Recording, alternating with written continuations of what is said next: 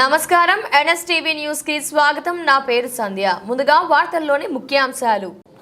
గర్భధారణ మొదలు బిడ్డకు 2 ఏళ్ల వయసు వరకు 1000 రోజుల సమయం అత్యంత ముఖ్యమైందని, తల్లికి బిడ్డకి తీసుకునే సంరక్షణ బిడ్డ ఆరోగ్యానికి భవిష్యత్తుకు పునాది అని కొండాపురం సూపర్వైజర్ కె భారతి అన్నారు.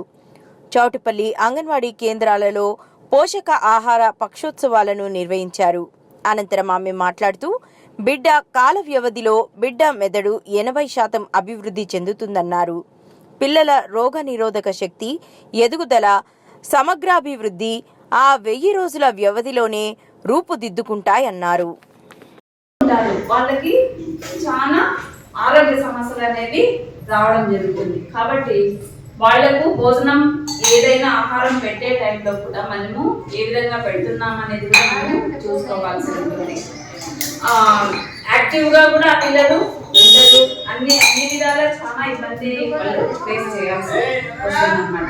రైట్. ఇంకొకటి ఏంటంటే, గర్భవతులు తీసుకునే ఆహారం కంటే ఎక్కువ శాతము తక్కువ మోతాదులో ఎక్కువ సార్లు వాళ్ళు తీసుకుంటూ రావాలి. ఎందుకంటే ఇద్దరు ఉంటారు కాబట్టి కడుపులో బిడ్డకు కూడా ఆహారం అందించాలి. కాబట్టి ఆమె ఎక్కువ ఆహారం తీసుకుంటూ రావాలి.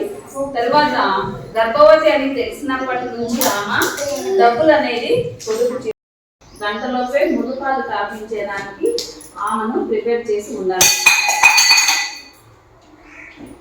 తర్వాత ఖచ్చితంగా హాస్పిటల్లోనే డెలివరీ అవ్వాలి.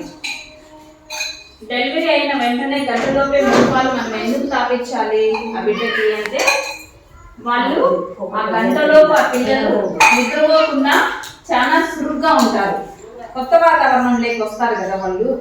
కాబట్టి ఆ గంటలోపు వాళ్ళు చాలా యాక్టివ్గా ఉంటారు. కాబట్టి మనము ఆ గంటలోపు పాలు పట్టిస్తే వాళ్ళు తాగేదానికి అవకాశం ఎక్కువ శాతం ఉంటుంది. కాబట్టి మనము ఆ గంటలోపు ట్రై చేయాలన్నమాట. ఓకే, మనం మురుపాలు తాపించమంటున్నాం. మురుపాలు అనేవి ఎక్కడా కూడా డబ్బులు పెట్టి కొన్నా కూడా మనకు దొరకవు. అది మనకు దేవుడు మన బిడ్డకు ప్రసాదించిన ప్రసాదం.